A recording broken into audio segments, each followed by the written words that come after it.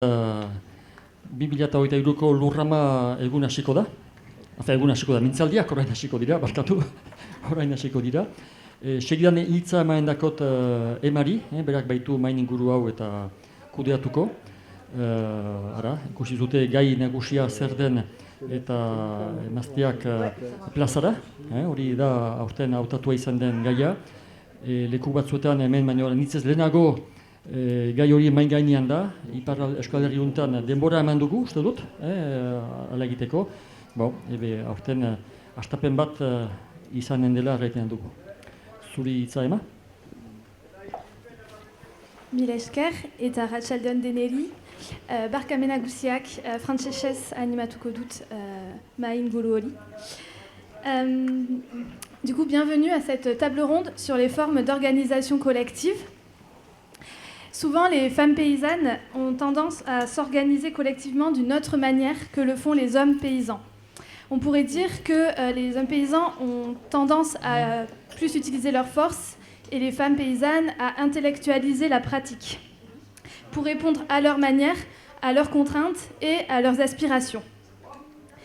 Et du coup, les femmes paysannes sont à l'origine d'organisations du travail, de chantiers ou de formations collectives qui sont par la suite bénéfiques et utilisables finalement à tous les paysans et à toutes les paysannes. C'est ce que sont venus expliquer, témoigner nos trois participantes aujourd'hui à cette table ronde qui vont montrer des exemples de réflexion et de mise en œuvre d'organisations collectives, de ce type d'organisation collective qui ont fait leurs preuves. Donc pour ça, on accueille Amech Ladislao, qui vient d'Euskal Herriko Nekazarien Elkartasuna, syndicat agricole en Biscaye. Bernadette Oyarboulou, qui est une agricultrice à la retraite et qui a pris part à la création du premier service de remplacement en Iparralde, au Pays Basque Nord. Et Hélène Chevalier, qui nous vient de Franche-Comté et qui s'est reconvertie en maraîchère. Et du coup, ça fait 12 ans que Hélène est maraîchère en Franche-Comté. Donc là, on va avoir environ 45 minutes de présentation de nos trois intervenantes. Et ensuite, on aura 1 heure environ d'échange avec le public. Donc si pendant les présentations, des questions vous viennent, eh bien, n'hésitez pas à les garder pour la fin. Il y aura un temps pour les poser et pour ensuite échanger ensemble. Du coup, on va commencer avec toi, Amech. Tu es fermière en Biscaye et tu as mis en place dans ta ferme une nouvelle organisation lorsque tu es devenue maman. Donc tu es partie de la théorie sur l'agroécologie féministe et tu l'as transformée vers la pratique. Est-ce que tu peux nous raconter du coup comment tu as fait ça et les effets que ça a eu? Eskerrik asko. Hasieratik eskerrik asko itzulpen gintzari, itzultzaileei, oso garrantzitsua delako, ulertualizatea, eta gainera oso urduri nagoelako, eta harin hitz egiten dudalako, eta normalean itzultzaileei esaio gustatzen nire abiadura. Baina, bueno, berak aurkeztu nauen bezala, Amets naiz, baserritarra naiz Bizkaian, eta Ene Bizkaia sindikatuko ejekutibako kide naiz, eta gero txaldeko partaide ere, ez? LB eta Ene Bizkaia eta Euskal Herriko beste hainbat baserritarrokin osatua daukagun nekazaritza iraunkarraren aldeko mugimenduko kidenaz, ez? Apur bat errespetu handiarekin etorri gara gaur hona, guretzat lurrama eta Ipar Euskal Herriko nekazal mugimenduen inguruan dagoen mugimendu guzti hau asko miresten dugulako, guretzat referente handia delako, eta orduan norbera etortzea ona hitz egitera, errespetu punto batekin ere egiten dugu, ez? Baina ere uste dugu hau dela baserritarrok daukagun altxor bat, ez? Gaitasuna daukagula entzutera etortzera, baina ere esatera, ez? Eta baserritarrez baserritar, gure jakinduriak eta gure esperientzak partekatzeko gaitasun eta altxor hau mantendu behar dugula, ez? Eta horregaitik elkartrukeak baserritarron artean, Euskal Herri mailan eta mundu mailan ere, oso garrantzitsuak dira gure mugimenduentzat. Hau esan da. Nik proiektu kolektibo baten egiten dut lan, esne behiak, ardiak eta txerriak ditugu. ekoizpen ekologikoan, gero dena eraldatu egiten dugu gure baserrian, eta gero dena salmenta zuzenaren bitartez saldu egiten dugu gure inguruko bi eskualdeetan. Gure herria oso txikia da, mendian dago, Gernika eta Mungia erdian, justo kokatzen da, ez? Eta orduan bi herri horiek handiagoak dira, eta handauden asteroko plazetan eta etxerik etxe eta saldu egiten dugu. 40 urte baino gehiago daraman proiektu bat da, hasieratik berezia izan zen, familia artean antolatu beharrean, parkatu ezke denborari emango diot, gero bestela astu egiten zait eta txak. Hasieratik beraiek familia artean antolatu beharrean 3 lagunen artean hasi ziren antolatzen, eta beraien ideia hasieratik izan zen horrela antolatzea gehiago libratu ahal izateko. Esne behiak zirela kontutan eukin da, ez?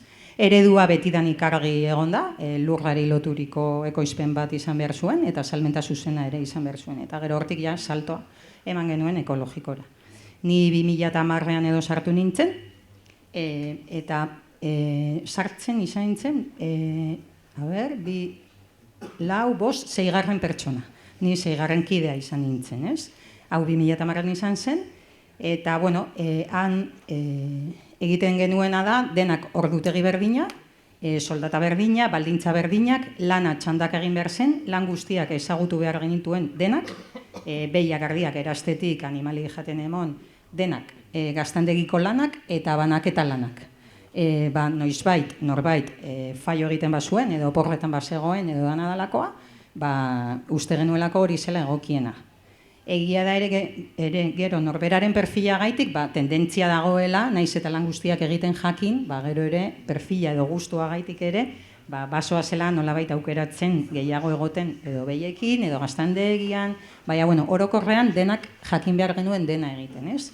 Eta gure jardunaldiak gu bromatan esaten dugu, zirela media jornada, jardunaldi erdia, osea, 12 ordu, ez? Ordu asko ematen genituen lanean, goizeko 7:00 arratsaldeko 8:00 eguerdian apurtxo bat geldituta. Asteburuak bai txandak egiten genituen, baina, jardunaldi oso luzeak ziren. 2015ean ni haurdun gelditu nintzen. Eta, nire lehenengo ordunaldia zen, nik bizi izan nuen dirudi ordunaldiak idilikoak izan behar direla, baina gero, igual ez dira holan. Eta orduan, erabaki genuen nik baja hartzea, ez? Gure lana arriskutsua izan zitekelako ordunaldiarentzat. Eta, klaro, hor ja, nik esan nuen nire ordezkoa nahi nuela neska gazte bat izatea, eta alzala ama izatea ere bai, ez? Zeni neska bakarra nintzen, gazteena nintzen, eta gainera amatasunaren pisu guztia etorriko zitzaidan, eta ordan oso bakardadean bizi nuen prozesu bat zen, eta bilatzen lortu genuen. Etorri zen beste neska gazte bat, nire ordunaldian eta nire amatasun baja kubritzera. Gero eszedentzia bat eskatu nuen, eta, handik eta urtebetera, umeak urtebete zuenean, itzuli egin nintzen. Beste neska honekin oso pozik geunden, eta ordan erabaki genuen bera ere gelditzea, 7 pertsona pasatu ginen izatera. Baina kasualidadez, 2018an biak gelditu ginen aurdun berniro, biak batera. Ez ginen prestatu, lan izan zen. Gainera esan genuen, elkarri esaten genuen, itxarongo gara, baina, holan suertatu zen, eta biak batera aurdun. Eta orduan noski, esan genuen, beste neska bat nahi dugu etortzea, biak joango gara bajan eta ekarriko dugu persona bakarra. Justo diruz ere, holan genbilen, eta beste neska bat etorri zen, baina ama izan nahi ez zuena. Berak hasieratik esan zuen ezetz, eta listo, ez? Baina behintzat beste emakume bat geneukan taldean, ziren berriro geldituko denak gizonak, ez? Handik itzuli ginenean, biak, gure amatasun baja, baimenak eta guzti hori, klaro, azkenean guk planteatu genuen, ezin dugu amatasuna eta jardunaldi hain luze hauek uztartu. Ezin ditugu uztartu. Ze gu ez gara bizi gure baserrian, bai, hurbil bizi gara, baina gure bizitza beste leku batzuetan daukagu. Eta orduan esan genien, nahi baduzue gu lanean jarraitzea beste modu baten antolatu behar gara. Guk ez dugu lan utzi nahi, baina ezin gara hemen egon 12 ordu sartu, eta 10, 11, horrela ezin dira bi lan hauek uztartu. Eta amatasuna bizi nahi dugu ere. Ze gerta zitekeen, ez? Baina, bueno, ere, hemen bizitzaren zama soziala, ez? Generoaren gauza hauek, ere, emakume ongan jausten direla gauza guzti hauek, badakigu dagoela, komponente hori. Baina, bueno, eta orduan, klaro, blokeo bat euki genuen, hor. Ze esan genuen, eta orain zelan antolatuko dugu, hemen esnebeiak daude, ardiak daude, osea, eratzi behar da, egunero goiz eta arratsalde gaztaia egin behar da, banaketa egin behar da, bueno, ez geneukan erreferenterik gainera, ez? Eta momentu baten nolabait panikoan bizi izan genuen egoera. Baina ez, hau gertatzen zela eta ere beste, bueno, osasun arazoak egon ziren eta gazte bi sartu ziren taldea. Bik beste arazo batzuengatik baja hartu ari zezuten eta gazte bi sartu ziren, ez? Eta orduan planteatu genuen, soldata pizka bat murriztuta, gai izango ginela 5-6 pertsona izatetik 10 izatera. Eta egingo genuela lan txandaka. Are oraindik txanda, osea, txanda handiagoak egingo genituela. Eta orduan txandak antolatu genuen, edo goizera, edo arratsaldera egiten genuen lan. Eta orduan, oso prozesu luzea izan da, Eta oso gogorra, eta oso zaila, eta oso mingarria, ze asko eztabaidatu behar izan dugu. Baina egia da, asko labur biltzerrain, zezke ez daukat denborarik, gaur egun lortu dugula 10 soldata ateratzea, pizkat bajuagoak, ez genuen erdira murriztu soldata, ze hori ere esaten genuen, ez gure soldatak berez bajuak baldin badira, ezin ditugu gehiago jeitsi, ez? Eta orduan, lortu dugu 5-6tik 10 pertsona izatea, ia dena gazteak dira, hasi zutenak, ja bat erretiratu da eta bestea aurten erretiratuko da, eta hori, edo goizera edo arratsaldera. Eta guretzat horrek suposatu du, bizi baldintza askoz hobea eukitzea. Bueno, bizitza bat euki ahal izatea, gure proiektutik kanpo. Hau da, emakumeak, gazteak eta perspektiba ideologiko potente bat zuten nagusiak elkartu garenean, arazoari aurre egin genion kolektiboki eta konponbide bat aurkitu genion, ez? Eta guretzat hori da gure altxorra. Karo, guk ze irakurketa egiten dugu honekin, ze egin behar da irakurketa politiko bat, ez? Zer egin genuen, guk ze ariketa egin genuen. Guk esaten dugu, amatasunari esker lortu genuela bizitzak zentrora ekartzea. Bizigaren sisteman, kapital pilak eta dirua zentroa den sistema honetan, guk buelta bat eman genion, ez? Eta esan genuen, ez, jarriko ditugu gure bizitzak zentroan, eta ia konpondu algaren, saiatuko gara. Prozesuak ez dira errezak, ez genuen lortu. Holan esan du ja oso prozesu zaila eta mingarria izan zela. Baina, bueno, prozesu eraldatzaileak horrelakoak dira, ez? Baina argi eduki behar da, hau lortu genuela guk ja ikuspegi feminista bat txertatua genuelako gure ideologian. Osa, gu etxaldeko emakumeetan asko hitz egin dugu feminismoari buruz, asko landu dugun gai bat da. Eta oso argi genuen gure marra gorria, gure bizitzak izango zirela, ez? Eta ikuspegi feminista hau txertatuta edukitzea gure goituretan guretzat klabea izan da. Prozesu guzti hau aurrera eraman alizateko. Zergaitik? Ze sistema honek emakumeak isolatuak egotea nahi du. Erroduntasunean murgilduak. Nik nire lehenengo eszedentzia eskatu nuenean supererrodun sentitu nintzen, ez nijo alako lanera. Eta gero lanera itzuli nintzenean supererrodun sentitu nintzen nire umea aurre eskola baten utzi behar nuelako. Eta sistemak horrela nahi gaitu erroduntasun horretan blokeatuak. Baina zer egiten genuen guk? Guk, emakume baserritarrak, elkartu egiten ginen. Eta gure arazoi buruz hitz egiten genuen. Jo, eske niri hau gertatzen zait, niri hau. Eta hitz egiten duzunean, emakume baserritarra askoren artean, eta ikusten duzunean, arazo identikoak ditugula. Eta jabia kanpesinan mundu mailan ere, esaten duzu ez, hemen arazo estrukturala da. Ez da nire errua, ez da ni torpea naizela, ama txarra naizela, langile txarra naizela, ez? Ez daukagun sistema, estruktura, da gure kontra dagoena, gure bizitzen kontra doa. Bere oinarria bakarri da kapitala pilatzea, eta hori bizitzaren kontra doa. Eta orduan, arazoa estruktura dela konturatzen zarenean, konturatzen zara ere, estruktura dela aldatu behar dena, sistemaren kontra, burrukatzen ari garela, sistema erraldoi baten kontra. Eta daukagun irtera bakarra dela gure artean elkartzea eta antolatzea. Gure arazoi buruz hitz egitea. Ze, klaro, eskematen du, ume bat eukiduzu orain konpon zaitez. Ez zaizula dirua heltzen? Bueno, zure arazoa, zuk eukiduzu umea, ez? Konpon zaitez. Baina hori ez da holan. Eta guk zer egin genuen? Arazo bezala aurkitu genuen egoera bat, guretzat aukera bat izan zen, zergaitik orain hobeto bizi garelako. Lortu genuelako gutxiago lan egitea. Orduan, sistemak arazo bezala planteatzen dituen gauza asko, ikuspegi feminista batekin aukerak izan daitezke. Eta guk hemendik eraikitzen dugu gure feminismo baserritar hau, gure esperientzietatik. Eske guri balio behar diguten gauzak izan behar dira. Ez digu ezertarako balio ere ez. Nolabaiteko teoria superpolita eraikitzea, gero ulertuko ez baldin badugu. Erilikatzen gara bia kanpesinako feminismo, zelan da, kanpesinoi popular, ez dakite euskeraz esaten parkatu. Ere elikatzen gara asko Euskal Herriko mugimendu feministatik, orain oso potente dagoen mugimendutik, ez? Baina batez ere gure esperientziatatik, eske emakume baserritarrak elkartuta egin dugun ariketa bat, eta elkartzea gaitik egin dugun ariketa bat izan da hau, ez? Eta guretzat ere, hau agroekologia gaitik edo agroekologiarentzat lan egitea da, ez? Guretzat ere hau nekazal mugimenduen burrukaren barruan egon behar duen gauza bat da, eske guk ezin dugu banandu gure bizitza gure koizpenetatik. Eske planteatzea bi burrukak bananduak bezala, guretzat ez dauka logikari. Ze guretzat gure lana ez da lan bat, gure bizitzeko modu bat da, ez? Orduan, bi burruka hauek paraleloak joan behar dira.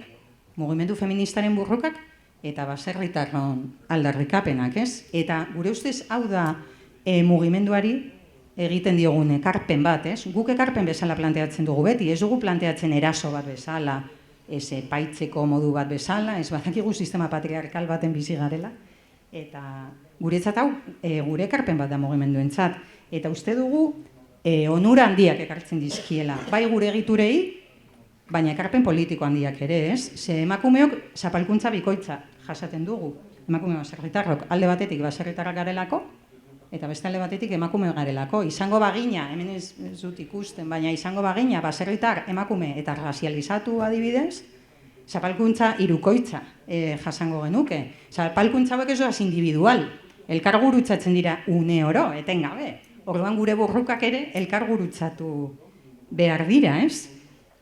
Burruka paraleloak eta gure egiturek hau ulertu behar dute. Gure zapalkuntza bikoitza hau. Ze guk esfortzu bikoitza egin behar dugu gure egituretan egoteko. Ze, klaro, sistemak nahi gaitu oraindik sukaldeetan, isilik, isolatuak, bakarrik eta errudun, eta horrela nahi gaitu. Eta orduan, esfortzu bikoitza egin behar dugu, eta gure egiturek hori ulertu behar dute, eta gure egiturek, eta gure mugimenduek hori ulertzen dutenean, eta txertatzen dutenean, pues egitura pila bat hobetzen da. Holdan, guk ez dugu hau esaten nahi ditugulako bost aulki, bost eta bost. Hori ez da nahikoa guretzat, ze bost eta bost izan da, oraindik ez baditugu herramientak, gizonak bezala parte hartu izateko, ez bagara ausartzen, ez digutelako erakutsi ausartak izaten. Umeak baldin baditugu, guk arazo bikoitzak ditugu, orduan gure egiturek errastasunak eman behar dizkigute, guk parte hartu izateko ere. Eta hori argi eduki behar dugu, guk esfortzu bikoitza egin behar dugula, guk eta gure egiturek, ez? Eta hau berriro diot, ekarpen modura hartu behar da. Bai, hobetuko direlako gure egiturak, hobetuko dira parte hartzean, hobetuko dira lidergoetan, hobetuko dira konfiantzetan, hobetuko dira mozinoi buruz hitz egiten dugulako, hobetuko dira empatian. Gure mugimenduak hobetu egingo dira. Nik oroitzen ditut, Michelen hitzak ELB-ren sorreraren inguruan. Eske oso adierazgarri, oso politak izatea aparte, oso adierazgarriak dira, ez? Gizonak eztabaidatzen zeuden bitartean, emakumeek esan zuten, bueno, zuek egin nahi duzuena guk aurrera egingo dugu, ez? Eta ze ekarpen da hori, hori txelezkoa izan da. Eta ziurazki, ez da inoiz aipatu momentu horretar arte, ez? Hori aipatu zen arte. Ez zaio garrantzirik ematen. Eta gure ekarpena, eta jamaitzera noa, denboran ongi nabil, gure ekarpena ere politikoa da. Ez da bakarrik, ze ondo hobetuko dugu eta empatikoagoak izango gara. Ez guk ekarpen politikoa egiten dugu, guk Bizkaian antolatu dugu gure lehenengo eskola agroekologiko feminista ikuspegi feminista batetik, eta lortu dugu igual egotea beste 15 neska gazte gutxi gora bera gure mugimenduaren inguruan eztabaida hauen inguruan hitz egiten. Lortu dugu ere orain azaroaren 30ean datorren greba orokor feminista honetan, zaintza eskubideen alde, lortu dugu elikadura osasuntsua ere zaintza bezala ulertzea. Gure ekarpenak ere badute kutsu politiko handia. Eta mugimendu feminista momentu hauetan da intzidentzia politiko handien egiten ari den mugimendua. Eta horregaitik bi burruk hauek super bateragarriak dira. Ez bakarrik emakumeentzate, gizonentzate ere. Egia da, igual emakumeok lidergoa eraman beharko dugu, guk pairatzen dugulako patriarkatua batez ere, ez? Baina, bueno, ona etorri gara ilusio handi pila batekin, espero dugu, bueno, gero igual gehiago hitz egitea, ze egia da, pues, olako txapak ez, igual dira apur bat aseptikoak, baina, bueno, ez dakit baliogarri izan den, nik hemen utziko dut eta ja hitza.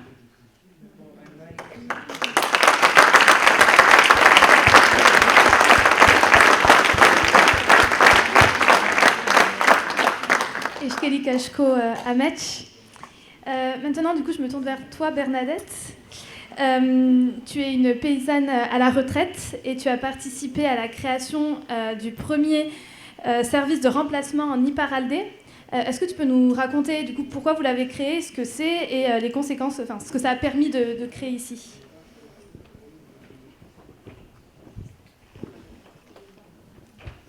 Mil esker Amets, eta nik eganen dutana, pasatzen da 1990 eta orduan ez ginduen zuk orai duzun analisia laborantxari, emaztearen lekuari laborantxa munduan.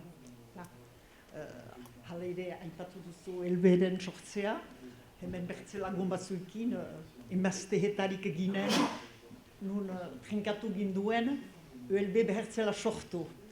Ez da hori gaurko gaia, nik aipatuko dautziet, beraz, barkatu, bai? Ez du maite.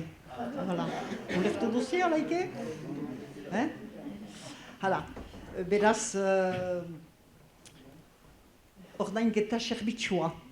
Lehenik, menturaz denek ez dakizie zer den ordainketa serbitxua. Ordainketa serbitxua da, etxalde batetan, bada langile bat, badira biga, badira hiru, berdin gehiago. Hetarik bat eritasunez, edo errekontru batez, edo heriotzangatik, langile bat eskaz da etxalde batetan, eta langileoa behar da ordaindu. Hala. Beraz, urte hartan, 1900 urte hartan, huts gune haundi bat bazen, eta ordaintze serbitzu hori etzen.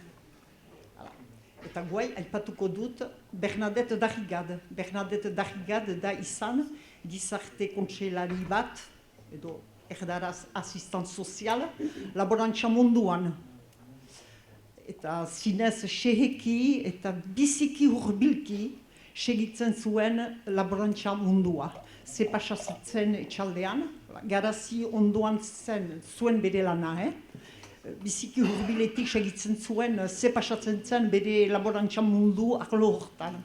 Bere senaja ere, laboraria zen, maleruski, ohoimen bat bieri, zenta biak zendua dira, eta gure adiskidea handiak ziren. Eta Lujaman nolaz emazteak diren argitan, ontsa Bernadetten liburuz, zapen bat ukeitia. Hala, beraz Bernadettek elgarretatu gintuzten, maleruski emazte mutxo bat geditu ginen ere kasu hortan heriotzaren gatik, baginen bost sei emazte antzineko urtean bakarrik gelditurik etxaldean. Bildu gintuen eta elgarren ezagutzak egin gure artean, trukak eta biziki aberatsak, gure haurek ilan nola pasatzen zen, dolu mailan nola pasatzen zen, nola antolatu ginen, antolatu ahalden bezala. Familiaren laguntzari esker, laguntzari esker, baina etzen hori naturalki egiten zen gauza bat zen, baina etzen zinez zerbait sortua oraino.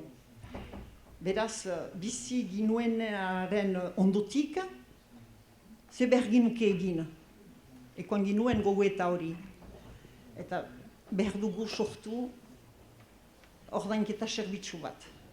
Zenta lehen egunetan, hor zira langile gabe, etxaldeak behar du segitu, lanak behar dira beharrik bada, eta gainerat eskualegian, nola errangut spontane, segidan, onzoak heldu dira, familia heldu da laguntzerat. Baina horrek ez du irauten. Hala. Hartu ginen ideia, behar dugu hori sortu. Egan duzu lehen zerbitzua zela. Baina, zonbait urte leheno, Siberon, elgarra txiki, izeneko zerbitzua, aditia ginuen bazela hori, Eta hori sortua zen, zenta bazen egitura bat, ASAM, Association pour le soutien à l'agriculture de montagne, eta Jean Pitreau, harek egina zuen egitura hori sortua, eta nolaz laborantxako mundu hori ere biziki ongi eta nahi zen defendiatu, sortia zen hori. Hola, ez ginduen gehiagoko horik jakin hortaik. Beraz, nola antolatu, ideia botatia, nola antolatu. Hor hasten da zinez kolektiboki, eta enguko gaia da, kolektiboki egin behar ginuen lan bat. Ari ginen gu, emazte multxo hau, ez dugu gu haurek hori eraikiko, ez da posible behar dugu, inahala, ez zen bakarrik gure problema. Eta gure problema kusipat pasatia zen, behar dugu geroari pentsatu. Ondotik ginen ziren, ondotik izanen ziren menturaz makur edo eritasun edo gertakari batzuri buruz. Deliberatu ginuen, joaitea, nolaz hiru lau kantonamenduko emazteak eginen, ginen Garazi, ez duten endako tampi, Garazi, bai gorri, iholdi, ostibarreko emazteak eginen. Eta bera joan ginen, herrika, kantonamenduka, eta hemen badira gelan lan hori segitut dutena geroztik gurekin, joan ginen, bilkurak antolatu ginen, beti Bernadettek jarrik bazitien helburuak, ez zen portable eta ez den mailik, iskidioz igortzen zitien, gomitatia zira, holako bilkura dat, beraz, egin ginten aniz bilkura, herrietan, eta gure ideia presentatu, eta behar da ezan biziki onartua izan zela, eta uste dut alaike gogoan ezagin dela, laborari horien burian ezagin dela, gauza hori gertatzen balitzen etxean, nola pasatuko da. Beaz, ez ditut txifreak burian, pentsatzen dut, segitan ehuneko hoita amak laborarien, nola, ez baimena, onartu zuten ideia hori. Deia, ginen laborarien adostasuna. Urratzen duzien? Zenta lan hori ez ginen, behar ginen hedatu inahala laborari etxalde guzietat. Eta beraz, ingin nuen, ez da hori hola egiten ahala, hor bildu gintien lagunak bagintien txuberon, eta hori niz galdeginik lagun bati, nola moldatia ziste, beraz, eman zauzkun, beren ordezkari xarbitzuko araudiak, lestatu. Eta hetarik, guriak ez ziren, meitez bada heinak bezalakoak izaiten ahal. Eta hetarik, hasi ginen, eta laun horrek iraun zuen beden urte bat, eta hasi ginen estatuen araudien muntatzen. Eta iduriz sinple da, aurradi bat zuen mutazia, baina anitz gauza xehe dintziren. Lehenik hemen dut, beraz, mila bederatzi egun talartonitameko elkartearen estatuak, eta eganen dautziat, partikulazki zer behar zen ezagri iskirioz. Eta lehenik bergintuen elkartearen helburuak huntsa finkatu. ordainketa nola antolatu. Eta hor pentsatu genduen, behar zela herrika edo herria hondia balitz, auzoka egin talde tipi batzu. Hala, talde tipi batzu, zerbait gertatzen balitz herri hartan edo talde hartan, eta heieri antolatzia lehenik beden hamarengunez elgar laguntza, l'entraide, elgar laguntza, antolatu hori. Eta luzeago balitz beharra, eta maleruski ba, luzeago da usu beharra. Eta ordian, iten dugu hautatzen langile baten hartzea eta dituztzea. Ados?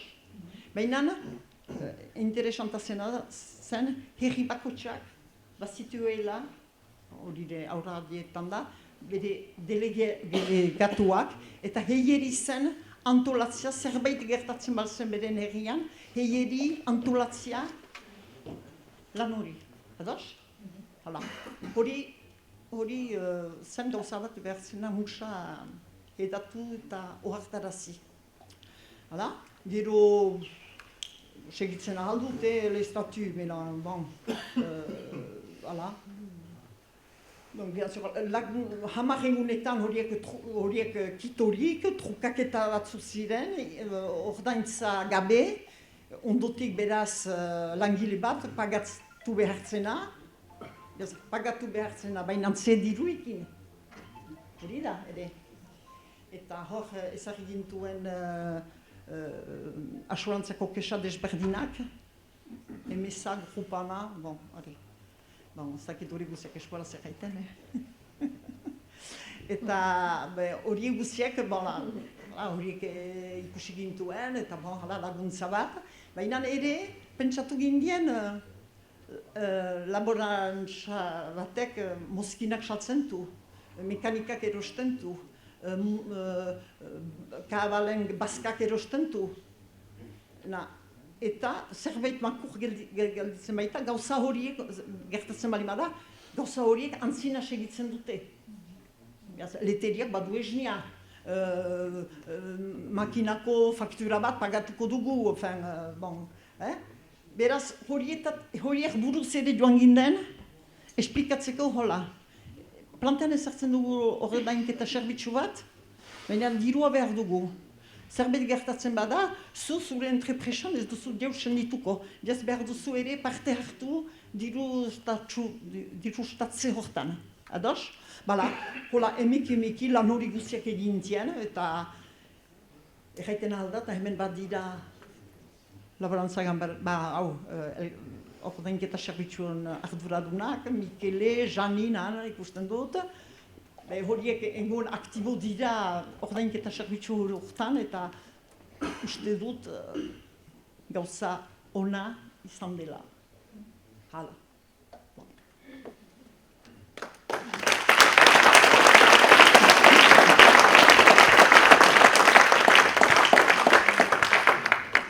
Mila esker hainitz, Bernadette. Et du coup, maintenant, je me tourne vers toi, Hélène. Hélène, tu viens de Franche-Comté. Tu t'es reconvertie en tant que maraîchère il y a 12 ans. Et tu es seule dans ta ferme. Enfin, sur la ferme. Tu travailles seule sur la ferme. Et donc, le fait d'être seule, ça t'a permis de voir la force de l'entraide entre les paysannes, femmes. Et tu fais partie aussi de plusieurs organisations collectives, et dont certaines qui sont composées en majorité de femmes, et tu t'es rendu compte que quand il y avait une majorité de femmes dans des organisations collectives, il y avait des enjeux de pouvoir très différents que dans les autres. Est-ce que tu veux bien nous expliquer tout ça ? Bonjour à tous. Donc, je suis agricultrice en Franche-Comté, dans un petit département qui s'appelle la Haute-Saône. Alors depuis ici, je pense que vous ne voyez pas trop où c'est, mais c'est en diagonale à l'opposé. Et donc, moi, je me suis installée comme agricultrice il y a 12 ans, mais dans une région qui n'est pas la mienne d'origine. Et donc, j'étais une femme, toute seule, dans un tout petit village de 120 habitants dont je n'étais pas originaire, et sur une activité très minoritaire dans notre région. Aussi parce que mon parcours d'avant était pas mal dans le milieu associatif. Moi, j'ai ressenti le besoin, dès le départ, de me mettre en connexion avec des gens du territoire et notamment des femmes. Je ne sais pas si certains connaissent le métier de maraîcher, mais c'est un métier très difficile où il faut savoir faire des milliers de choses. Et peut-être qu'une des caractéristiques des femmes, c'est de savoir dire qu'elles ne savent pas tout faire, de savoir l'avouer et de s'entourer de gens qui vont pouvoir compenser ces manques. Et moi, ce que j'ai voulu faire dès le départ, c'était de proposer des chantiers collectifs sur la ferme. Et même si parfois on aurait pu avoir des solutions mécanisées pour faire ce que j'avais à faire, naturellement, j'allais plutôt vers l'organisation de temps humain entre femmes ou pas, mais en tout cas de temps humain, parce que la machine ne crée pas ces liens. Enfin, pour moi, c'est très important de réfléchir aussi en termes d'agroécologie féministe sur comment on s'organise dans le travail. Et en tout cas, dès le début de mon installation, j'ai repris une prairie qui était toute vide et j'avais envie d'installer un projet en plantant des haies, en mettant en place une mare. Et tout ça, c'est des projets physiques qui sont assez éprouvants. Je me suis installée en agriculture, j'avais déjà 40 ans, donc j'étais plus toute jeune pour faire des travaux physiques aussi. Et c'est encore le cas puisque j'ai pris 10 ans de plus, donc c'est pas mal à 50 ans d'être maraîchère. Et donc naturellement, j'ai commencé à proposer des chantiers collectifs à des paysannes, mais pas que. C'est-à-dire que nous, on est sur un territoire où il y a 9 habitants kilomètre carré, et c'était aussi important d'organiser du lien avec les consommateurs qui venaient m'acheter mes légumes, avec tous les gens qui étaient là, et pas seulement... Parce que comme on est un petit département avec très peu de paysannes, et ben c'est pas toujours évident de trouver les forces vives pour aussi organiser ces chantiers. Donc ça a plutôt été avec des collègues, mais aussi des gens qui habitaient le territoire. Et je ne l'ai pas forcément voulu comme ça, mais sur tous les chantiers, c'était que des femmes qui venaient. Parce qu'il y avait, je pense, naturellement cette volonté d'entraide, le fait que ce ne soit pas des travaux mécanisés, qu'on allait pouvoir se parler, qu'il n'y avait pas besoin de conduire des machines pour y arriver. Je pense que ça, naturellement, ces chantiers-là sont organisés comme ça. Donc ça, c'est pour un peu la façon dont j'ai été soutenue dans mon installation agricole, alors que je n'étais pas de ce milieu-là pendant toutes ces années. Et puis aussi parce que moi, je pense que je n'aurais pas vu mon métier de paysanne sans être impliquée dans des organisations politiques, c'est-à-dire sans donner du sens politique à mon installation. Je me suis impliquée dans des groupes. Alors, il y a plusieurs... il y a une collègue maraîchère qui est là aussi, qui pourrait en témoigner. Sur notre département, on est beaucoup des femmes maraîchères. Il y a très peu d'hommes, on est beaucoup des femmes. Et donc, assez vite... on a créé un groupe de femmes maraîchères qui fait beaucoup de choses ensemble, notamment de l'entraide quand il y a des chantiers, mais aussi on a un salon d'agriculture paysanne comme ici, beaucoup plus petit, mais sur notre département, et on fait un stand collectif plutôt que chacun faire son stand.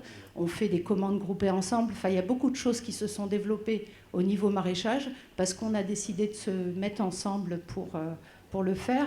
Et du coup, on est devenu une représentation de femmes paysannes, alors qu'on était un département où il y a beaucoup d'élevage laitier.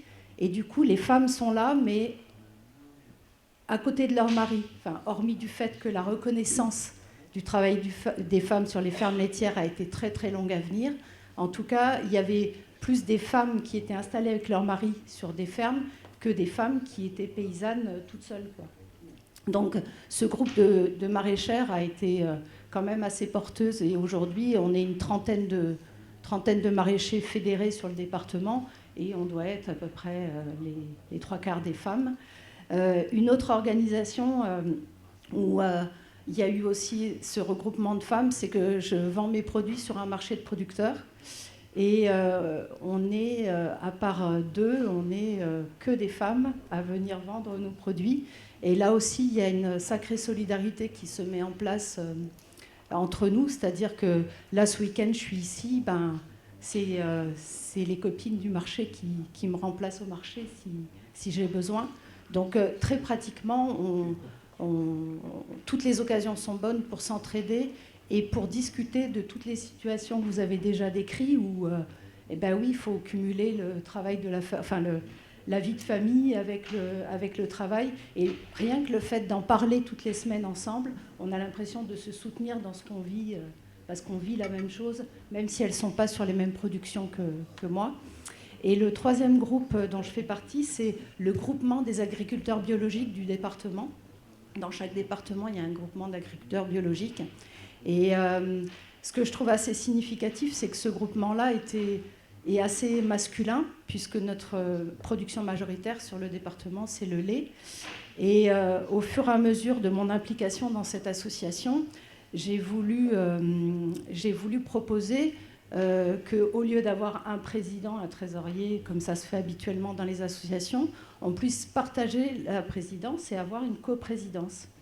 Et les choses se sont corsées, et c'est là que je viens à parler des questions de pouvoir. C'est que autant dans les deux groupes où on est majoritairement des femmes, que dans ce groupe-là où il y a majoritairement des hommes, c'était très très très difficile de proposer un modèle horizontal et pas vertical. Et c'est encore aujourd'hui, je suis coprésidente de cette association, mais je n'arrive pas du tout à installer ce que j'ai envie d'installer en termes d'organisation de la prise de parole, des décisions, de plein de choses comme ça, parce que les hommes, ils ont une autre façon de voir, la façon dont les choses doivent se décider, c'est beaucoup moins collectif, c'est beaucoup plus individualiste, et on a du mal à... les deux autres groupes dont je fais partie, on n'est même pas organisé en association, c'est-à-dire qu'on arrive à prendre des décisions, à avancer et avoir une reconnaissance politique, mais même sans forcément avoir une structure derrière, parce qu'on n'a pas besoin de ça pour être nous-mêmes, se sentir reconnus et avancer dans nos revendications politiques. Donc je l'ai vraiment senti parce que j'ai des comparaisons possibles à faire sur ces différents groupes. Et puis l'autre chose que je voulais dire, c'est que dans ces groupes, on a quelques hommes. Et pour moi, ce qui est important, c'est aussi la part féminine des hommes, qui fait que des fois, les choses sont facilitées, même quand il y a des hommes. C'est-à-dire que c'est pas... moi, j'aime bien aussi, quand même, cultiver la mixité, parce que j'ai l'impression qu'on avancera avec les hommes aussi, et pas seulement qu'en créant des groupes de femmes. Donc j'aime bien comment aussi les hommes se transforment au contact des femmes dans leur façon de réfléchir, de penser et de s'organiser. Parce qu'il y a plein d'hommes qui ont des chouettes parts de féminin aussi. Voilà.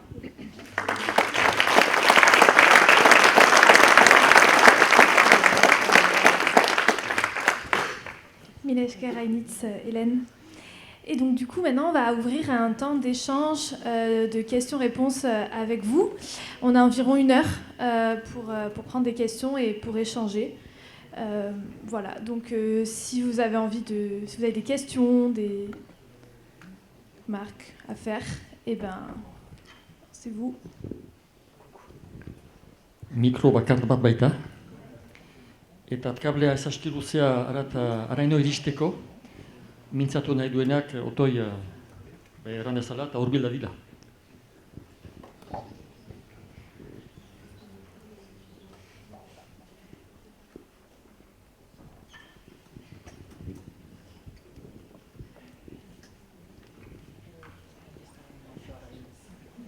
Moi, j'avais une question pour Hélène.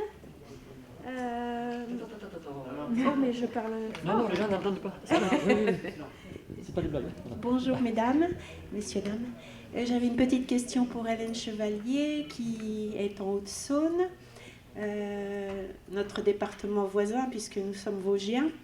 Quand vous dites que vous n'utilisez pas de moyens mécaniques, ça veut dire forcément que vous cultivez qu'un type de produit.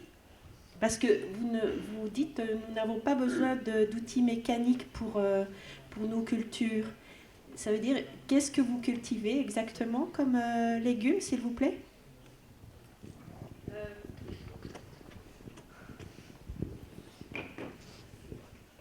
je cultive des légumes, mais je suis mécanisée, c'est-à-dire un petit peu mécanisée, puisqu'en maraîchage, on peut faire le choix d'avoir 3 hectares, et là, on est obligé d'être mécanisé, mais aussi d'avoir que 50 arts, c'est mon cas. J'ai un demi-hectare de légumes. Je suis très faiblement mécanisée, parce que ce n'était pas mon choix de départ, mais je le suis. Quand je parlais de mécanisation, je parlais plutôt du choix que je faisais dans les chantiers collectifs, où j'aurais pu, au village, j'ai des copains qui sont éleveurs laitiers en bio et qui sont bien volontiers à venir m'aider. Par exemple, on a planté une haie de 200 mètres.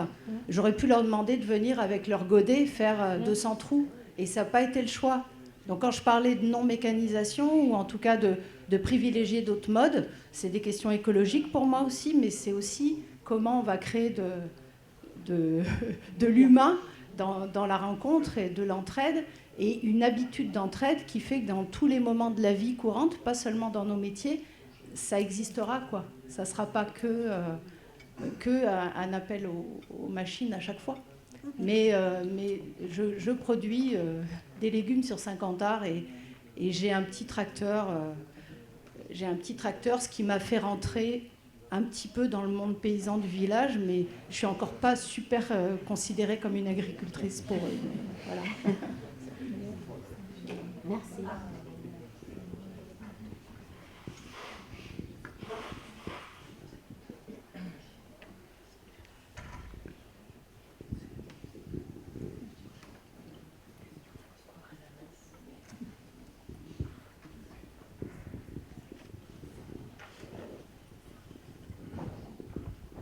Bonjour, donc je suis, disons, intéressé par 2 aspects. D'une part, la quantité de surface réduite que vous cultivez, et d'autre part, le mode de gérance de ça en collectif. Bon, alors pour revenir par rapport à la surface, je suis surpris. Je me demande quelle est, comment dire, la rentabilité et le revenu que vous pouvez tirer par rapport à cette petite surface. Si vous êtes suivi peut-être par une comptabilité, et d'autre part, par rapport au mode de gérance, a priori en collectif, cela demande quand même une certaine expérience. Ce n'est pas une expérience très très courante, si je peux dire. Donc j'aimerais que peut-être votre expérience puisse être communiquée à d'autres pour voir la gérance en collectif, ou c'est qu'il y a peut-être quelques problèmes que vous avez déjà réussi à résoudre.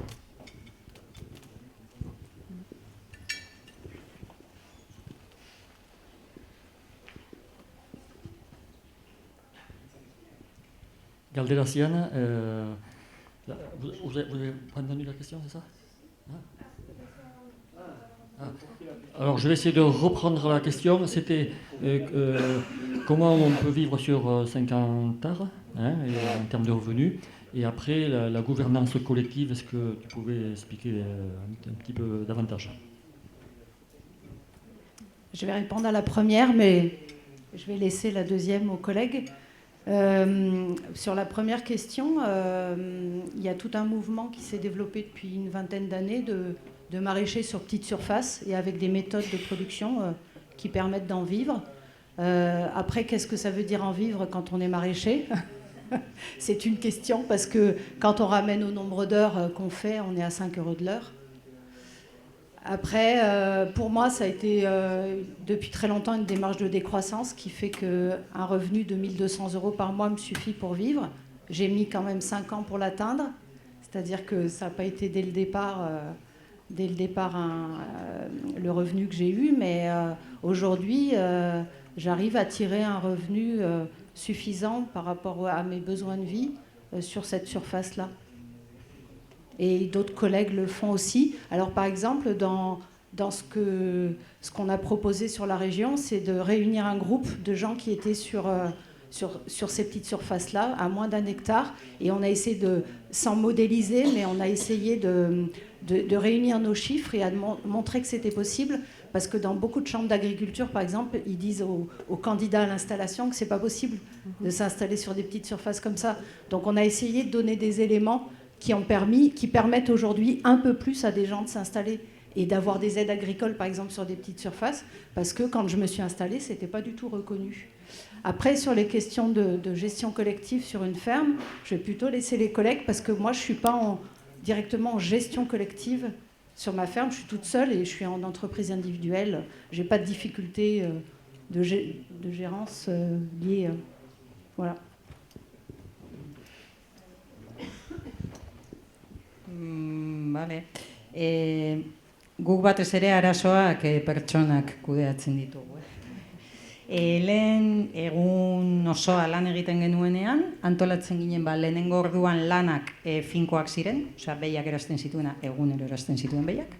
Gero goizeko 11etan 11etako bat egiten genuen denak batera, eta adosten genituen lanak guztiak. Osea, esaten genuen, bueno, gaurko zelan dago. Nik hau, eta horrela antolatzen ginen. Eta gero, elkartasunez ere, esan nahi duana, naiz eta gaur lan hau egingo dut, ikusten baldin badut, beste lan bat egiten dagoen, aitota dabilela, lagundu egiten dut. 10 izatera pasatu ginenean, arazo handia geneukan horretan, zeia ez geunden egun osoa denak elkarrekin, 2 txanda egiten genituen. Orduan, guztiok batera egunero elkarrekin egoteko, guretzat lan antolatzen da elkarrekin egoten. Orduan, egunero, ordu erdi, osea, goizeko txandako azken ordu erdia eta arratsaldeko txandako lehenengo ordu erdia dedikatzen diogu elkarrekin egotera. Normalean kokutxo jaten, zer jaten ere, Eta orduan, lanei buruz hitz egiten dugu. Goizean lan hauek egin ditugu, hauek falta zaizkigu, osea, antolatzen dugu lan egunero. Eta gero, beti daude persona 2 edo 3, normalean igual luzeragoko lanak aurreikusten dituztenak.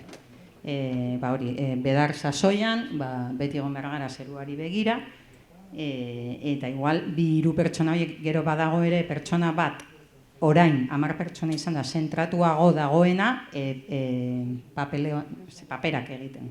Lan administratibo guztiak, gero ere kontratatua daukagu kanpoko administrari batzuk nominak eta gauza guzti horiek egiteko. Eta gero batez ere, hasi gara gehiago txandaka lan egiten, osea, orain lanak finkoagoak dira. Lehen gehiago txandakatzen genituen, persona gutxiago ginelako, baina orain egia da nola baitere, naiz eta denak lan guztiak egiten dakigun gutxi gora bera, gehiago espezializatu gara edo. Bestela oso zaila da, hainbeste pertsona antolatzea. Eta, gatazkak sortu zaizkigu, asko, pila bat. Eta guretzate klabea, dira 3, batez ere. Bat, proiektua. Osea, erdian dagoena proiektua izan behar du. Superargi, hainbeste pertsona izan da. Ez da, ez naiz, normalean guk esaten dugu, gure bilera baten, esaldi bat, ezke ni azten bazara esaten, ja txartogoaz. Hau ez da ni. Hau da, gure proiektua. Eta hori ikastea pila bat kostatzen da. Eta batez ere, maiatzean. Apirila maiatza, zer gaude, behiak erazten, ardiak erazten, bedarretan hasi gara.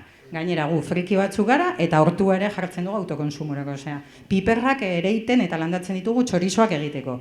Orduan, badakigu ardizazoia denean, gatazka gehiago edukiko ditugula, nekatuagoak gaudelako, lan handiagoa daukagulako, eta orduan, gatazkak ekidin behar dira.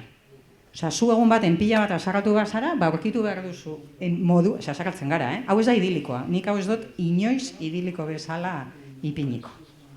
Baina, proiektua erdian jartzen baldin baduzu, bai, gatazka asko ekidin aldituzu. Egoak, gure gizartea ere egoan ezia dago, ez? Eta zaila da. Baina, asarratzen bazara, asarrea, eske gorde behar duzu, ze bestela sortu alduzu gatazka bat pertsona batekin, gatazka hori enkistatzen da, eta azkenean ardizazoi osoa asarra ematen duzu zurekide batekin. Hori da bigarren klabea. Eta hirugarren klabea da elkartasuna. Naiz eta ni gaur gaztandegian egongo naiz. Baina ikusten ari naiz egon direla 10 parto. ardietan dauzena daudela, eta euritan, eta gu partoak kanpoan egiten dugu. Euritan, eta esatea, saiatuko naiz nireak arin egiten, eta joango naiz ara laguntzen, eta danon artean egingo dugu. Ze bestela tendentzia da, pentsatzera, ni besteak baino gehiago lan egiten ari naiz. Eta ni nago supernekatuta, eta besteak ez daude zer egiten. Eta hori, burutik entzea ere, ariketa bat da. Baina, ariketa hori egin behar da. Osea, pertsonen artean lan egiteko, eta ondo antelatzeko, eta dena, batez ere oso nekatua gaudenean, popatik hartzera ez bidaltzeko, ariketan handiak egin behar dira. Eta gero, gure aberastasun bat da, perfil anitzeko pertsonak gaudela. Gaude igual pertsonak oso implikatuak sindikalegintzan, ez? Baina badaude beste batzuk elikadura buru jabetzarena berdin diela. Baina behiak pila bat gustatzen zaizkienak. Badaude gazteak, badaude zaharrak. Bagaude ere politikoki ideia desberdinak ditugunak. Anistasuna beraztasuna da kasu honetan. Normalean tendentzia, zuk proiektu kolektibo bat eraiki nahi duzunean da, zure perfil berdinekoekin egitea. Eske biok gaude superados honetan eta egingo dugu, baina ez, guretzat hori akatz bat. Guretzat ze konpentsatzen da, zuk asko daukazu gauza bat emateko, baina ekiko duzu gutxi beste gauza bat egiteko. Orduan, talde anitza denean, hori konpentsatzen du, ni adibidez desbrozadorarekin inutil bat naz, baina lan handia egiten dut sindikatuan.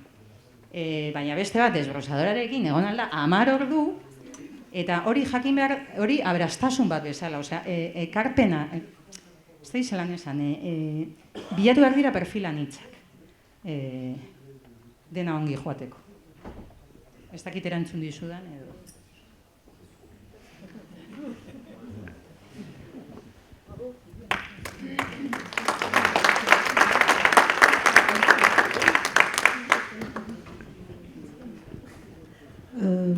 Amets zu entzun eta nolaz nor ziste talde hortan familia, lagunak, nola elkartu ziste hola aritzeko?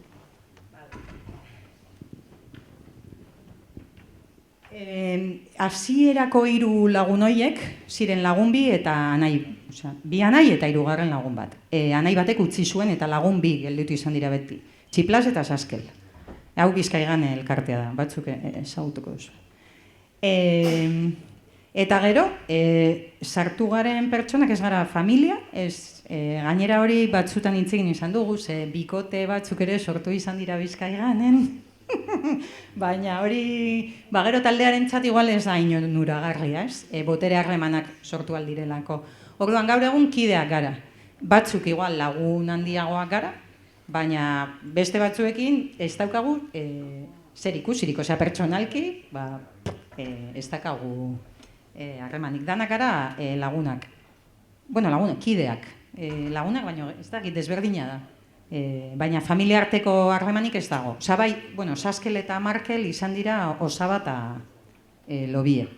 Baina ja Saskel jubilatu da, Markel sartu zenerako elkarrekin bakarrik egon ziren urte 2 edo 3, gutxi elkarrekin egon ziren. Eske botere harremanak sor daitezke, nahi gabe. Eta bikote edo familia harreman horrentzat ere izan daiteke. Ni familia arteko basarra daukazuen merito bat, benetan, ni egon nintzen azarra, uste dut guztia, ez dakit. Niretzat errazagoa da, kidekin lan egitea, familia artean baino. Meritu itzela dauka familia arteko basarriak, jo.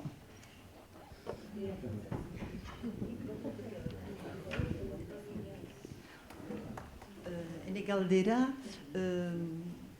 artetan, hastean behin, edo bi hastetarik, elgar biltzen ziste, langile guziak, etxaldeko langile guziak, ikusteko, erran duzu perfil desberdinekoak ziztela, zonbetzu sindikalismoan, beste batzu ez, baina engeiamendiak dituenak kanpoan, ez da etxaldean, nola antolatzen duzie, elgarritatzen duzie, diskutatzen, nola antolatzen ziste, gura berdin bien gunen dako joanen da, hori...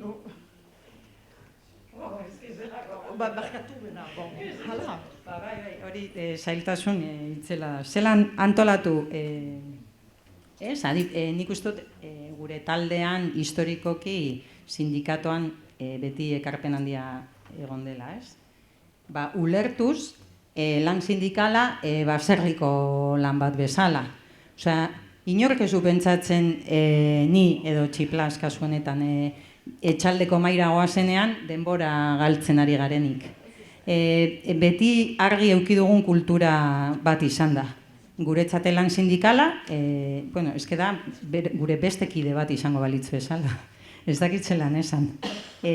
Lan sindikala, baserriko lan bat da. Gero batzuk zinegotzi dira, gero berai denbora librean bakoitzak egiten du, eta baditugu ere gure eztabaidak, baina batez ere nekazal sindikalgintzari begira uste dugu parte. Eta nik uste dut ja adostua dagoela Bizkaiganeko norbait beti parte izango dela. Ez dago idatzia, baina.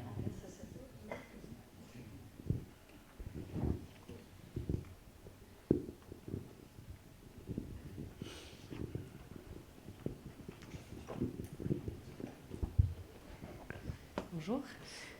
Pour rebondir sur l'organisation... Vous demandez si c'était pour elle aussi. Oui, voilà. Pour l'organisation en collectif, vous avez raconté que ce n'était pas idyllique, mais du coup, est-ce que vous vous informez, est-ce que vous faites des recherches sur des outils qui vous permettraient de faciliter en fait la communication dans le groupe, comme par exemple la communication non violente, des exercices de médiation ou quoi que ce soit pour avoir de meilleures relations et plus facilement travailler du coup entre vous.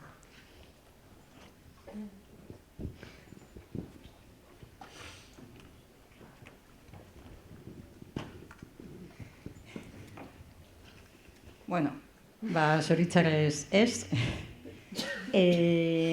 Gure eredua oso maskulinoa izan da, orduan hemen gauza konpontzen ziren, nolan, bai? Oiukatzen. Edo ez oiukatzen, edo gauza gordetzen, eta eusten, ez? Egia da, 40 urte hauetan, bakarrik pertsona batekin, Bizkaiganetik jende pila bat pasatu izan da. Pila bat. Eta bakarrik pertsona batekin eduki ditugu benetazko arazoak. Bakarrik pertsona bat kanporatu behar izan dugu proiektutik. Eta horretarako bai bilatu genuen laguntza profesionala gatazkak kudeatzeko moduan. Zez genekien guretzat oso bortitza zen, esan behar izatea persona bati ez eukala lekua Bizkaiganen. Eta hor bai, formatu egin ginen eta horri zen bitartekari bat gatazketan aditua zena. Eta gero, asko ikasi dugu ere soziokraziaren inguruan, ez da, Mikel, ote dagoen, bai, bueno. Ez, eske asamblea. Asambladak kontuz. Guretzat behintzat, asamblada izan daiteke espazio bat oso eraikitzailea, baina ere norbaitek asamblada apurtu nahi badizu, zu eta ez baldin badago inplikatua, baina egun horretan puntualki parte hartu nahi badu, zuk daukasun botere berdina dauka, eta asamblada bat apurtu dezake. Orduan, guk nahiago dugu funtzionatzea konfiantzan. Igual, behiekin dabizenak gehiago, ez?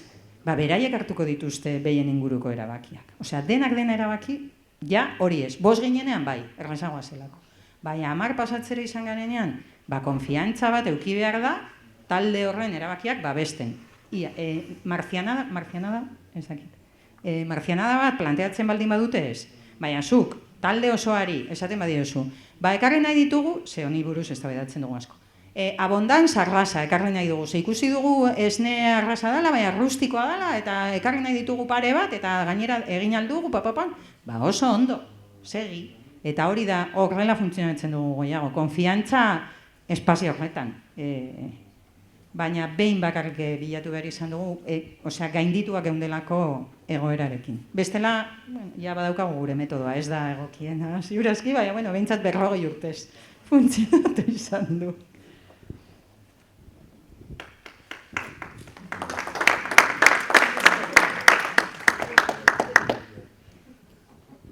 Nik badut galdera bat zuri amets baita ere, bakatu, baina talde erabakiak badira, beraz hor, eta baitu zute debate ideologiko praktikoak erran nahi dut. Bihar etortzen zaizkizue ideia bat, ardiak latxak izango dira, latxak entzien ditugu eta asafak bezalazte behar ditugu. Eta gainera hori errete dute hartzainak, hartzain konfiantza ipatu zuta bat, eta alako, ez dakit baden alako debaterik, baina alako zerbait balitz, nola? Keba, Bizkaiganen ereduarena daukagu gure ADN-ean sarturik. Osea, ez dago horrelako eztabaidarik. Inori ez litzaioke euki dugu, jendea, bueno, danetarik euki dugu, baina Bizkaiganeko kideak, osea, benetan ereduarena, osea, dago, hori txiplas eta saskel, osea, gure lehenengo sortzaileei da sor diegun gauza bat, eta sindikatuari bebai, ez? Osea, egin dugun burruka Bizkaian eredu baten alde, gure ADN-aren barruan dago, asafak sartzea, ez dakigu ez da zelakoak diren, uste dut. Hori beste eremu batzu, Euskal Herriko beste leku batzu. Asafak hori dira ardi batzuk? Israeletik datozen ardi batzuk. Oso produktiboak, baina ensegida gaixotzen direnak.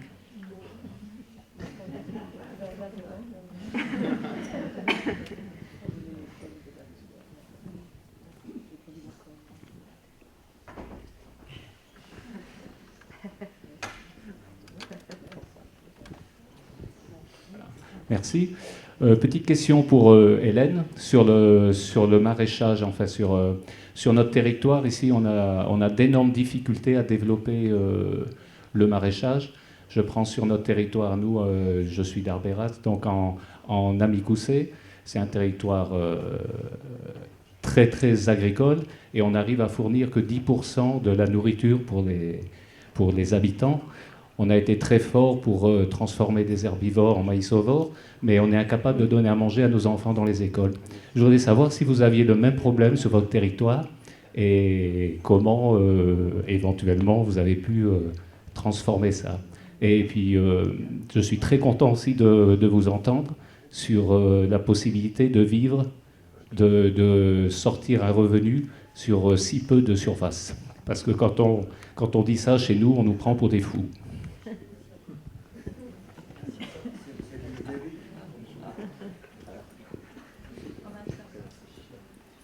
Sur le département, il y a plutôt eu beaucoup d'installations maraîchères pendant les 7 années entre 2013 et 2020, et puis ça s'est tassé pas mal.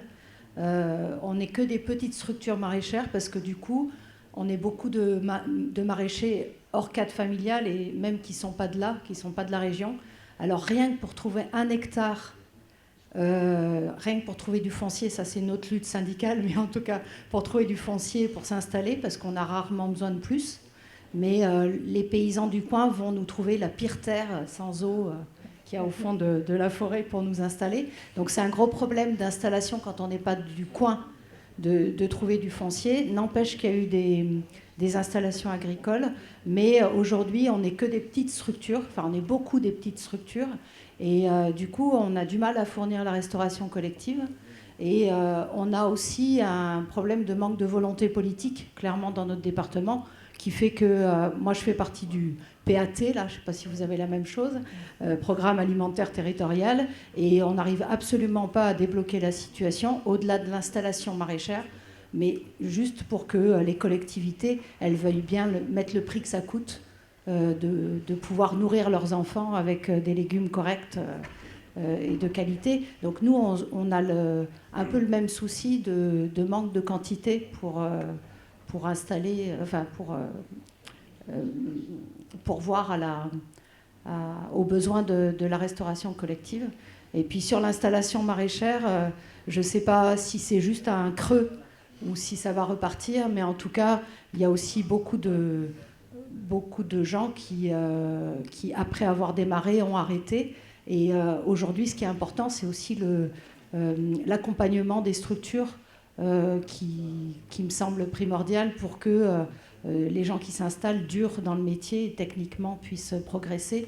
Moi, je me suis inscrite cette année dans un dispositif de parrainage où j'accompagne un nouveau maraîcher qui s'installe et j'ai vraiment l'impression de lui faire gagner 3 ans de vie de maraîcher parce que je lui apporte toutes les semaines des conseils sur l'irrigation, sur les maladies, sur plein de choses qui fait que...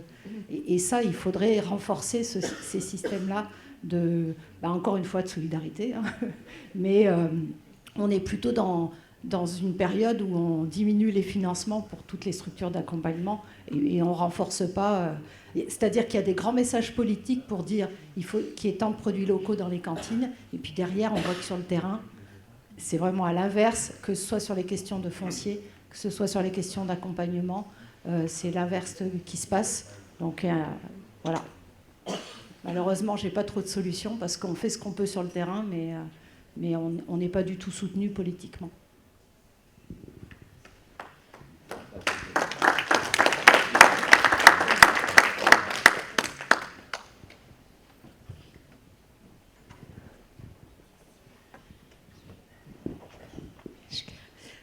Oui, pour faire le lien avec cette problématique du foncier, j'avais une question pour Ametch. Est-ce que cette organisation collective du travail se retrouve aussi dans la propriété, je ne sais pas, des terres, du bétail? Et est-ce que cette organisation collective se retrouve aussi dans la répartition des bénéfices de l'exploitation? Et bravo pour ce que vous faites.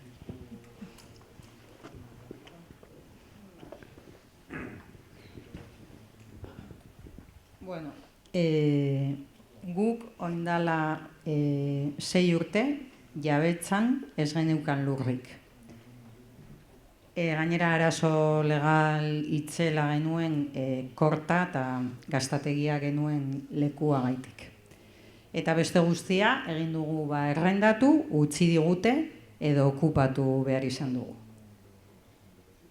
Horrela egon gara hori 40 urte hauetan. Oindala 4 edo 5 urte ikusita gazteak etortzen ari zirela, eztabaida luze bat eman eta gero erabaki genuen erosiko genituela gure lehenengo 9 hektarea, eukaliptoa eta pinua landatuta zegoen leku bat gainera, eta 9 hektarea horiek erosi genituen eta han egin genuen gure korta berria. Eta, klaro, hor erabaki genuen hipoteka bat eskatzea, postu ekonomiko oso handia izan zen. Pausu hori ematea erabaki genuenean ere kooperatiba bat bilakatu ginen. Zelen ginen soziedad zibil. Autonomoen elkarte, ez dakit hemen paperak barbinako, ez dakit. Baina gaur egune kooperatiba bat gara. Eta orduan, dena da guztiona, daukagun gure jabetzan, daukagun zera, portzentai berdinean. Eta soldata guztiontzat berdina da. Eta behiak, ez dira gureak, proiektuarenak dira. Hori ere, badaukagun olako klausula bat, esaten dugula, zuke proiektua ustea erabakitzen baldin baduzu, ezin duzula proiektuaren martxa ekonomikoa baldintzatu. Legalki uste dut ez duela balio, baina gaur arte ez zaigu inoiz gertatu norbaitek gu salatzea edo dana delako. Garrantzitsuena da, hori dela, elikadura buru jabetza indartzeko dagoen espazio bat. Ez da nirea, niretzat Bizkaiganeko behiak ez dira nireak, dira Bizkaiganerenak, ez? Eta nik uste dut denak bizi dugula horrela. Baina egia da lurraren jabetza hori lehenengo aldiz eukitzea, guk gero guztira 100 hektarea edo manejatzen ditugu. Baina gure lehenengo 9 hektarea horiek erostea, eztabaida eta hipoteka bat eskatzea, eta bueno, ez? Kargandia ekonomikoa gure gain hartzea, eztabaida oso gordina izan zen, ez da erraza.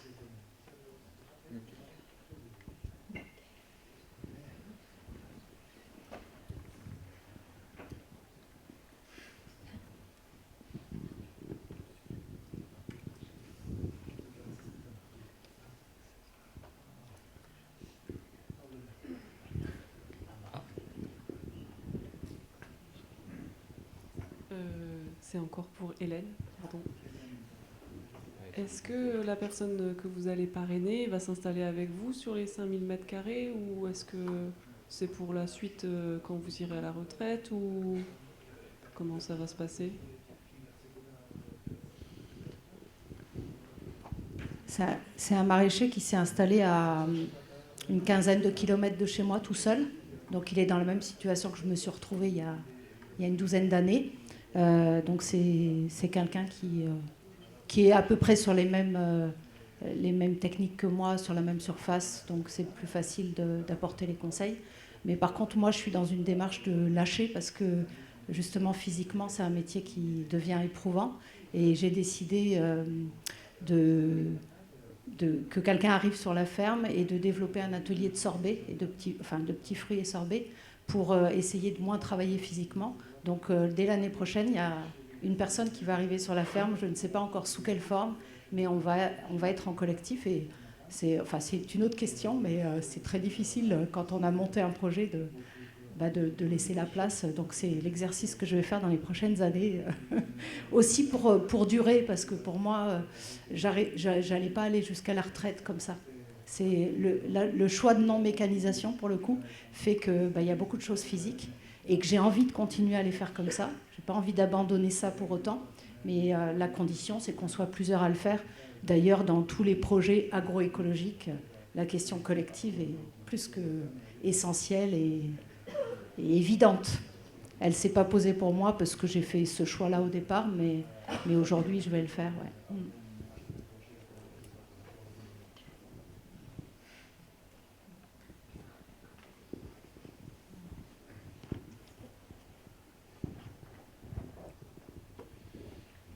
Bonjour à tous et merci à toutes pour vos témoignages. Franchement, c'est super.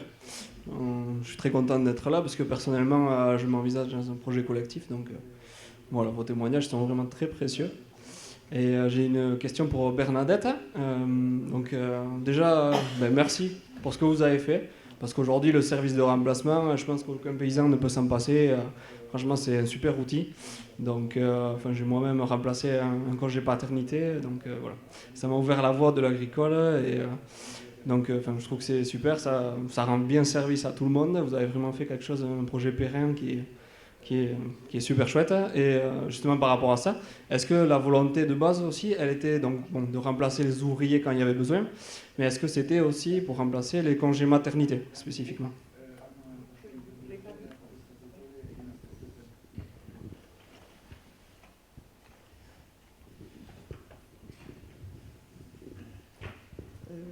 Zerbitzuri sortu ginduelaik, beraz, eman ginduen lehen helburua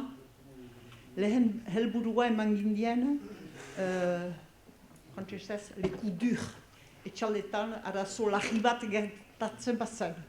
Baina, erranen dautzut, eta irakurtuko degia, 1991 nahiz etzen oraino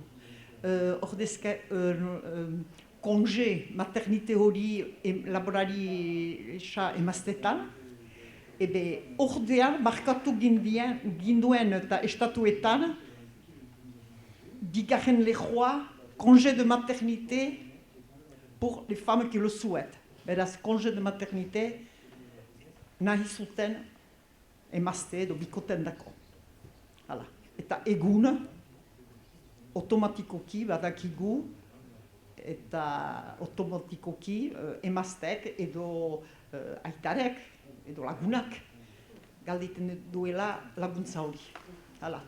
Eraz, alaike, dela 33 urte markatu ginduen bigarren lejokan. Nahiz ez izan kudur, baina gauza bat aligera, markatu ginduen, emazte horrek mehizizuela ere etxaldean asialdi kutsia. Hala.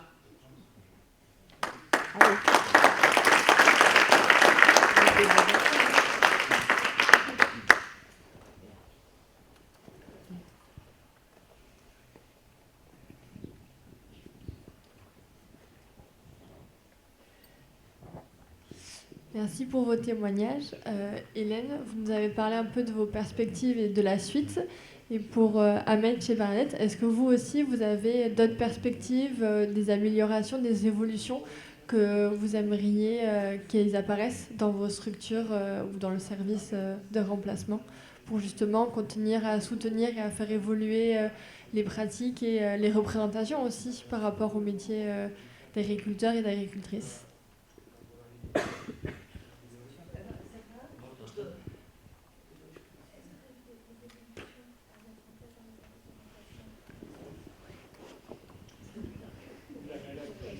bilakaera, baduk guaini 13 urte erretiratuan izala, eta badira hemen gela juntan,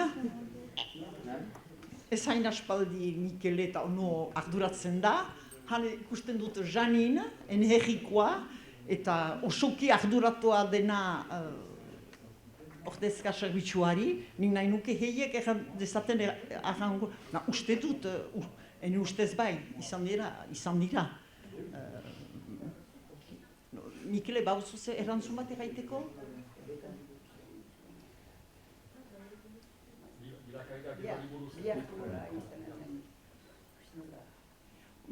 Uste dut hastapenean beno gehiago, egun laborari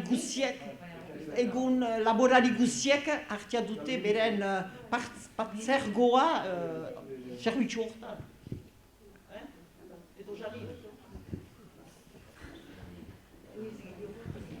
Geroari buruz, egia da garazin ere zu ostibaren zira, garazin ere lehenik abiatu ginela polikudur, eta gero estatutuetan larri-larria ezartzen dira gauza batzu, baina gero barne araudietan, dans le règlement intérieur, hor biltzar nagusietan eta denbora pasatuz bezala gauzak aldatzen dira.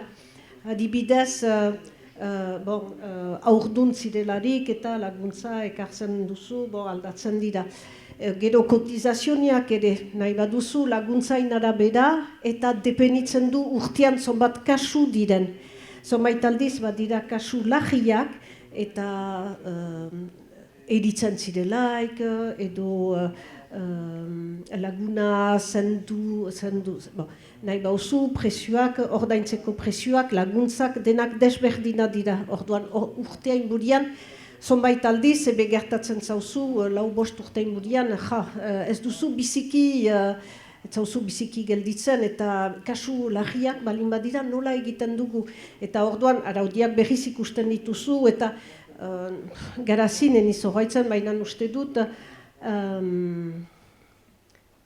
badira jendek ordezkatzen dute, badira egien laguntza, bada egi elkargoaren laguntza, badira sozial mailan kesen eta laguntzak, eta gero adibidez laborariak horiek denak kenduta gelditzen zako napagatzeko, ordezkatze garaziko sustengu taldeak adibidez hartuko du gelditzen denatik 100-etarik 50. Baina memento batez ikusten baditugu urtzen ari direla gure ekonomiak nahi bauzu, orduan aldatuko ditugu eta lagunduko, baina beti entxeatzen gira ala ere jendek, zenta egia da ikusten dituzu zonbait aldiz, laguntzak badira xutik ezagia dira gauza batzu, baina aurdun oporretan eta segur badira laguntzak eta baina laborantza mailan gertatzen dena ere zonbait aldiz da, ordezkatzea norbait ez duzula atxemaiten al. Ez duzula atxemaiten al, zenta ez da neore laneko. Eta orduan, amasei aste bilakatu beharrean, ebe emaztea lehenago hasten da lanean, edo hori ere gertatzen da. Balaike mintzatzeko, Janinek ez dakit nonden, nahi badu.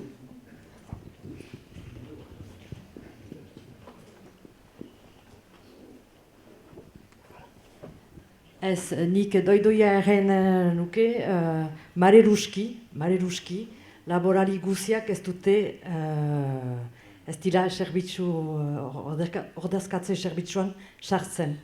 Eta guk lan bat egiten dugu, entxeatzen gira lan bat egitea, justoki aita birakatzen dielaik, Bernadetek eraintzen zina, aregera zen gauza bat, hoi onartzia behar dutela hartu, 28 egun badute, hamekatik 28 egun eta pasatu da, eta hoi onartzia laborariari, baditugu ono difikultateak. Paske, gizonek ez dute onartzen lanik ez hartzia. Eta lana, ben lana egin egin hastia beste norbaiti. Ordean, hortan, gu hortan entzatzen gila, bena, kasu larriago delaik, ez dutelaik hautuik hartzen dute. Hala. Eta hor, ohartzen dira, ordean horre guk baditugu dificultateak, harrapatzen dutalaik, edo harrapatzen dugulaik, emazte bat ezartzea ordezkatze zerbitzuan egiteko, ez dute onartzen. Mare lusa da, ez dute onartzen. Salbu, batzuk ez dute hautu ikukan, eta gero, ez dakit zomat demoa gero, errandata, emazte hori balio du, ni beno hobekua izen. Hala. Ordean, ez lotxa, badelaik neska bat edo emazte bat ordezkatze zerbitzuan egiteko, ez lotxa, jarrazie eta gio ikusiko.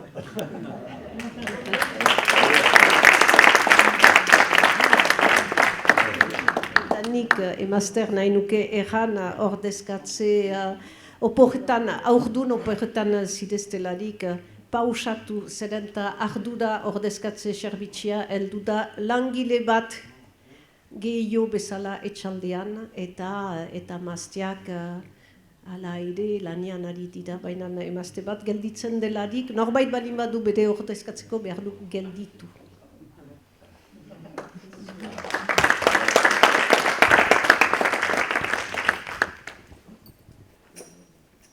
Galdera denendako zen, bilakariak eta...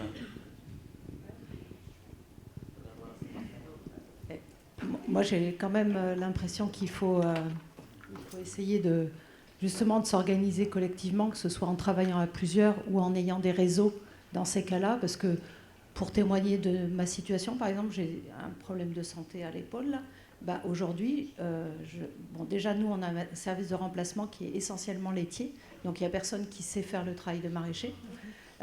Et puis, il faut trouver les personnes. Effectivement, il n'y a pas beaucoup de candidats dans ces services. Et puis, quand on regarde les indemnités journalières que me propose la MSA pour m'arrêter, c'est juste pas possible. Je ne peux pas remplacer mon revenu. Et donc, moi, aujourd'hui, à part la solidarité, encore une fois, sur mon territoire, du réseau personnel, du réseau de collègues, de paysannes, j'ai rien d'autre.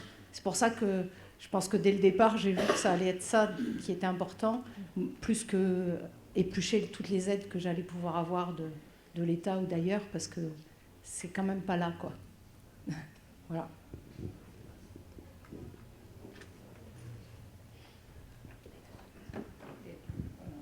Gu zoritxarrez Euskal Herria oraindik ez da herri ofizial bat, eta gure egoera Espainiara estatuan beste bat da. Eta zelako altxorra dan hau antolatuta daukazuen guzti hau, gure artean ez dago lako antolakuntzarik ez da gutxiago ere. Momentu puntual baterako egun bat edo bi. Gero egia da Foru Aldundiak eskainita badituela nola baiteko ordezkatze zerbitzuak, baina hor ere badago konfiantza falta hori, ez? Norek ekarriko dut nire etxera, ez da gure arteko antolakuntza bat. Da azkenean, eskatzen duzun zeo zer da, baina ez da nik esango nuke gurean ez dala guk ez dugu gaitasun hori izan antolatzeko maila horretan. Mille esker, Deneli. On va arrêter ici la conférence.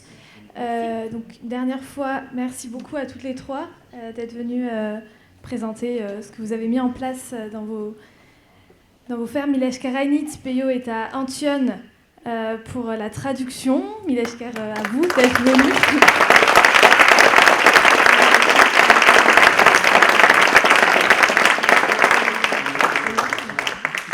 Et peut-être, Iker, je te laisse présenter la suite du programme de la journée, du week-end, les infos importantes.